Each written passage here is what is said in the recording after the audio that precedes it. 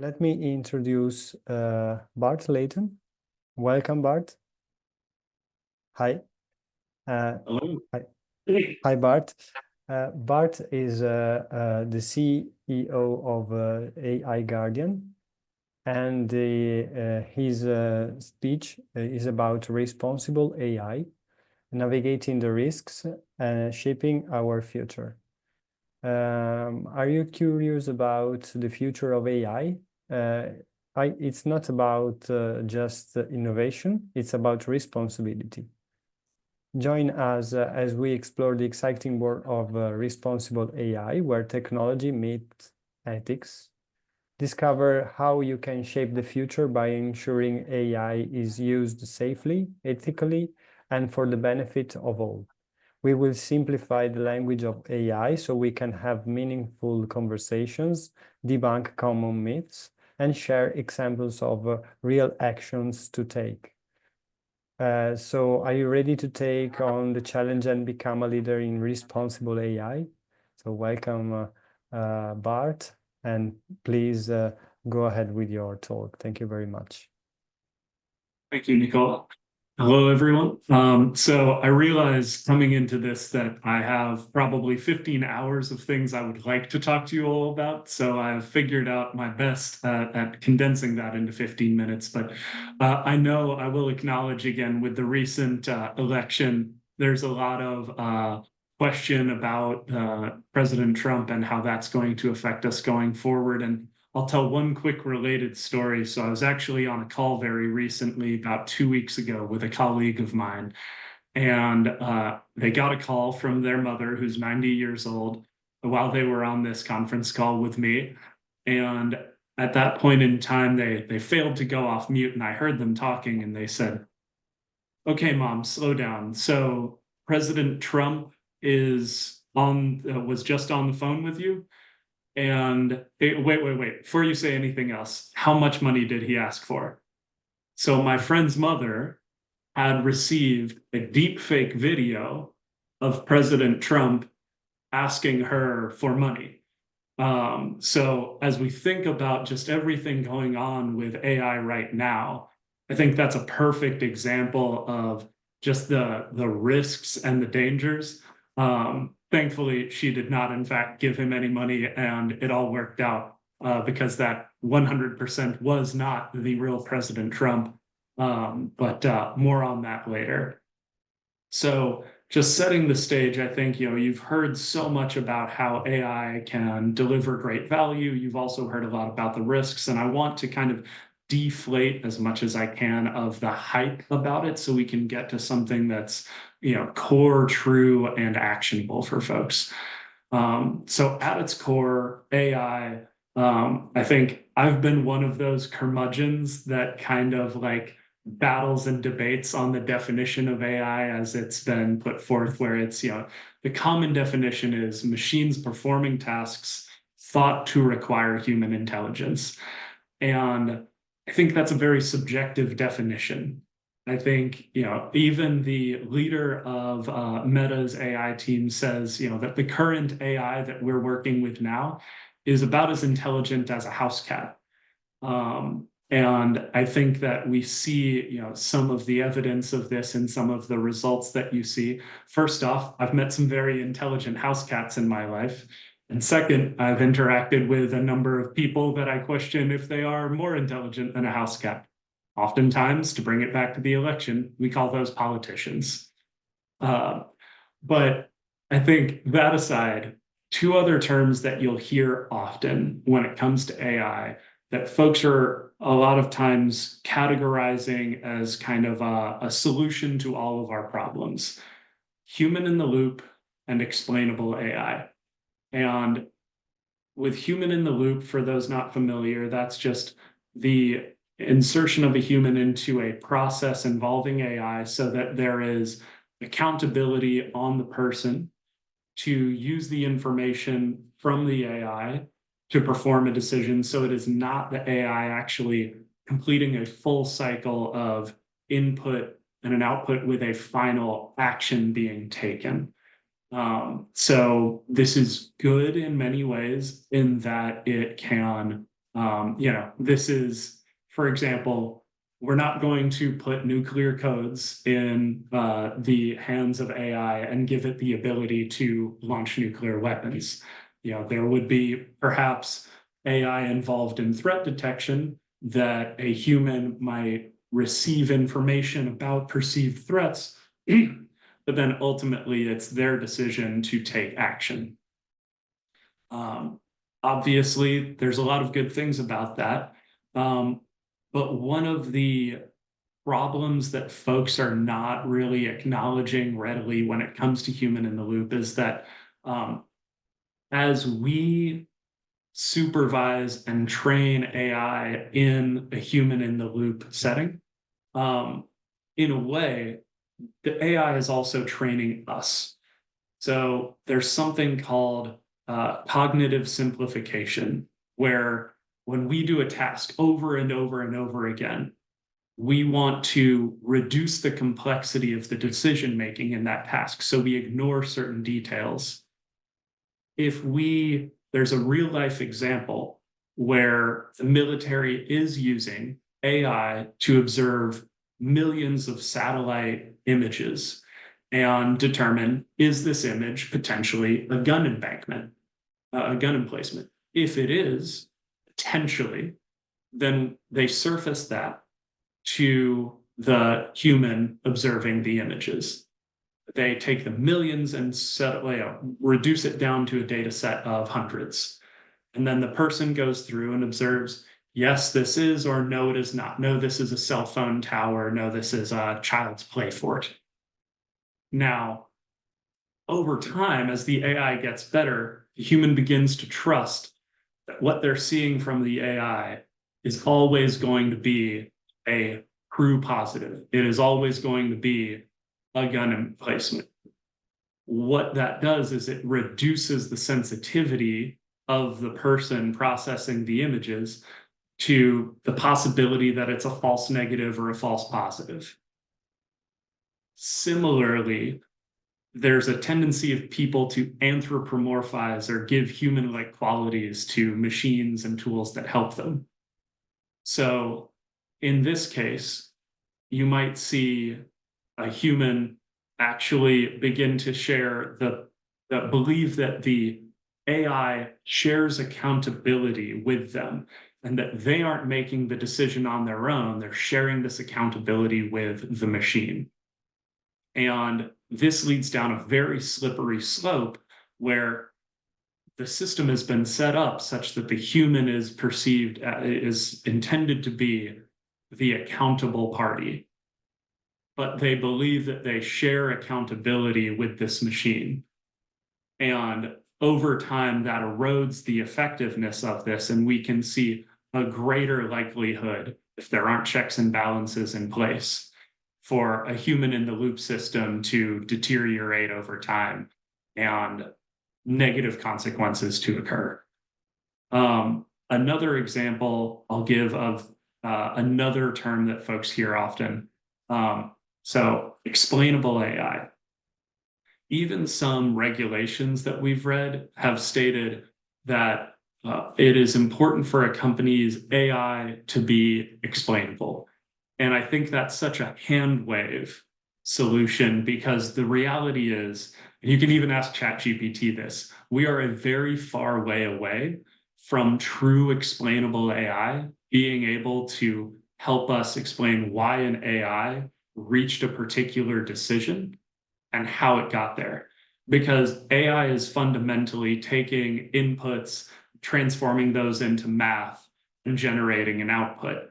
And it would be like if you asked, why did I write this speech? And like, why did I write it the way that I wrote it? And I said, well, this neuron right here gave a voltage of 65 millivolts, and this neuron right here was 75 millivolts. That's not going to explain anything about how and why I came up with the decision that I made. And also, AI is essentially taught by us to give us the answers that we want to hear, and not necessarily what is most true or most suitable. So I hopefully that explains a little bit why human in the loop and explainable AI are not realistic magic bullet solutions to address some of the concerns we have around AI getting out of check. So how do we really address those problems in a practical way today, recognizing that over-reliance on human in the loop is not sustainable and that explainable AI is not realistically available at present? And it's funny, this is where I might be considered a little bit of a Luddite. I'm sometimes I think the less technological solution can be the better solution. And we get spun up sometimes when new technologies arrive. We think that right answer is more new technology. And sometimes we need to go back to basics. And the two basics that help us the most here are understanding and communication. And that's going to sound just so silly. I know it's too simple, but I'll break it down using a real world example. So before we founded AI Guardian, we had a close friend of mine was working at a major bank implementing AI for fraud detection. He had been working there for a while, and his predecessor had built the model, and he was fine-tuning it. And he realized at some point that the model had been going off the rails for months, if not longer. And it had detected millions and tens of millions of dollars of fake fraud. And this was because there was a series of fraudulent actions by a particular group that shared certain commonalities in their names. And then the model just thought anyone with similar names or other demographic information must be committing fraud. Now, fast forward to just about 4 weeks ago, I was talking to an insurance company that had implemented a model to detect fraud.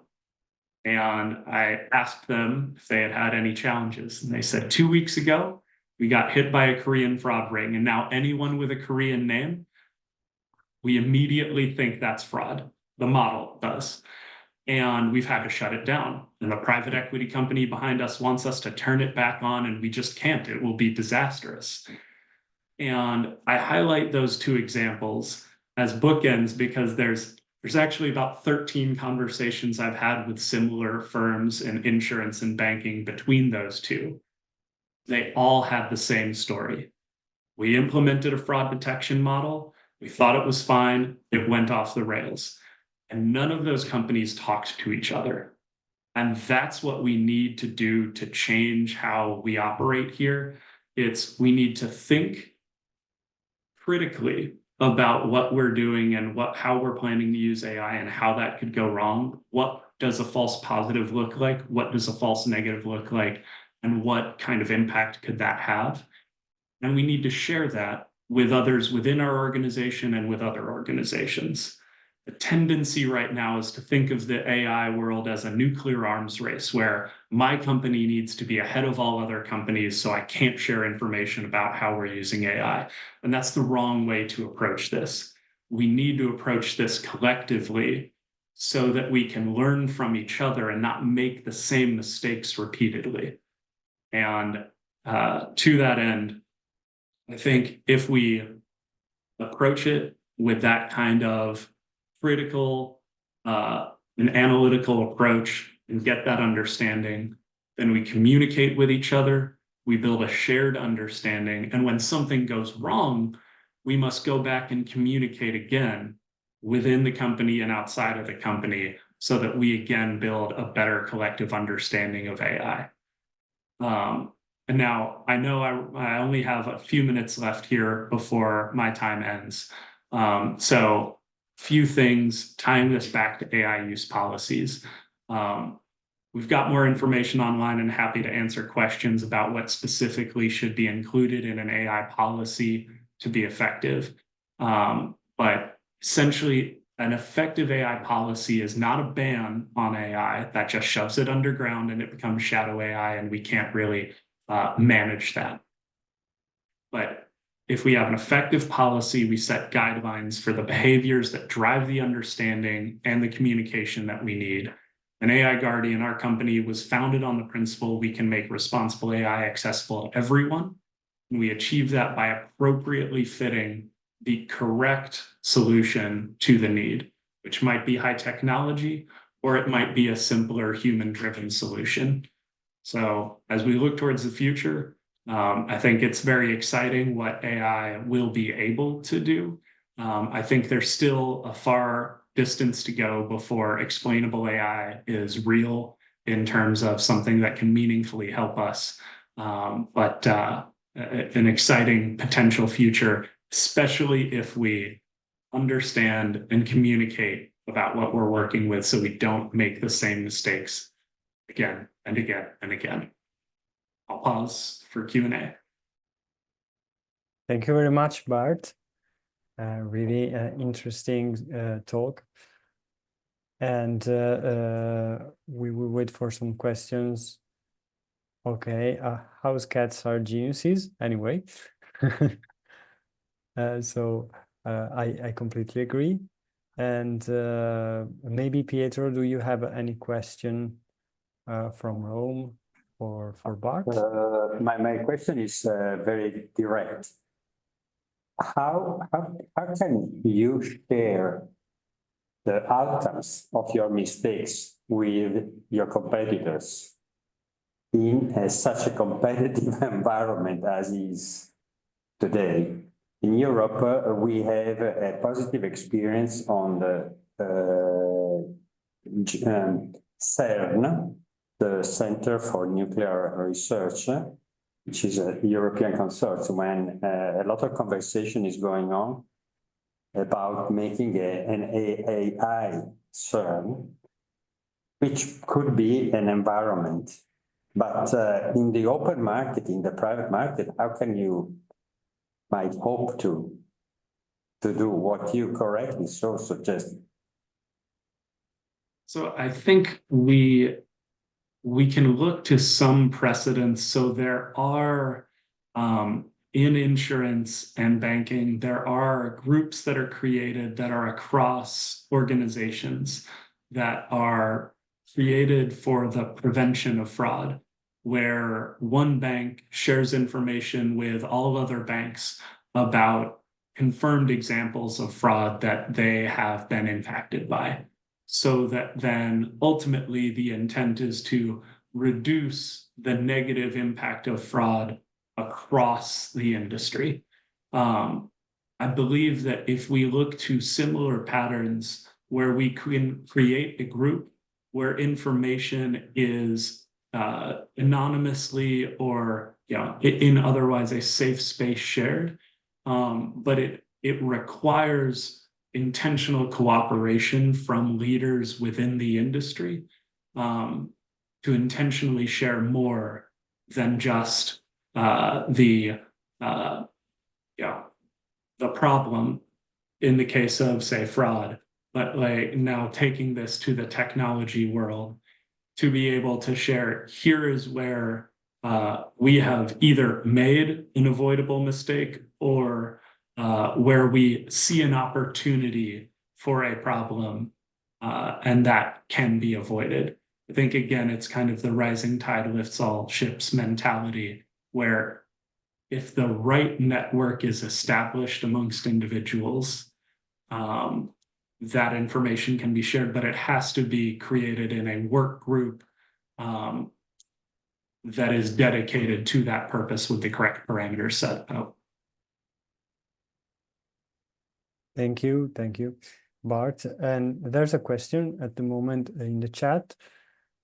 Taken AI is already here in the app we use every day. What is the first or the most important thing we can do in our company or in our families? Okay. So within companies, I would say, number one, having an AI policy where you establish the intent of how AI is to be used within your company, and then what are the governing principles defining how future uses will be evaluated and approved. And then you need a communication platform or mechanism to share that. And I think with as quickly as AI is moving forward, it's very important that folks do not approach this as just, oh, we have a policy, it says we use AI for this, we don't use AI for this, and we're good. Those policies can and should be changing rapidly because of how rapidly the AI market itself is changing. So really having a policy that is flexible and a group that reevaluates on a regular basis, be that a full AI governance committee or board, or just a small tactical working group of individuals across compliance, technology, and leadership. But I think it's essential that that not be viewed as a one and done activity, but as something that is an ongoing collaborative effort. And admittedly, our platform helps with that, but not to turn this into a marketing pitch. I think it is first and foremost, whether you do that with a spreadsheet and email and phone calls, or you use a tool like ours, I think that level of, again, communication is critical. Thank you, Bart. Okay, and thank you very much. Let me see. Okay, there's another question. I've heard of people talking about quantum computing and AI applied. How much is this SHIFI right now, and how much is really used in medium enterprises? So are there really technologies really applied to companies or not? Right. So I'm sure there's probably more advancements in certain circles than is made public. I imagine certain countries and military operations have made greater advancements than we know about. But at least from the leaders that I know in higher education and in, private enterprises, I would say we're not yet at a level of quantum computing reliability and power that it can be meaningfully used in an AI context. But as I look to the future, I do see a future convergence of things like organic computing, where kind of synthetic brains essentially are created throughout things other than kind of the mechanical and electronic chips that we've used historically. Plus quantum computing, plus AI converge to create something more powerful. But that said, I think that is a good bit further out. So yeah, I would not be too concerned about the convergence of quantum computing and AI in the near term. Though I will say, in 1997, I thought that cloud computing was going to be, 10 to 20 years away, and it ended up being right around the corner. So I'm consistently surprised by how quickly we can accelerate when we really put our minds to it. So we'll see. Yeah, agree. So thank you very much, Bart.